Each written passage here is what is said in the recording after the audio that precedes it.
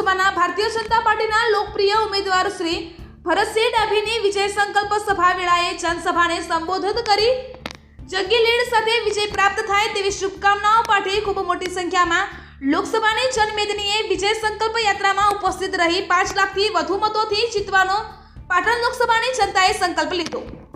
પાટણનો હુંકારો ફરી એકવાર મોદી સરકાર, અબ કી બાર 400 પાર, ફરી એકવાર મોદી સરકાર નવ ભારત નિર્મિતના સંકલ્પને સાર્થક કરવા નિરંતર પ્રયાસરત એવા આપણા યશસ્વી પ્રધાનમંત્રી શ્રી આદરણીય નરેન્દ્રભાઈ મોદી સાહેબને ત્રીજી વખત પ્રધાનમંત્રી બનાવો।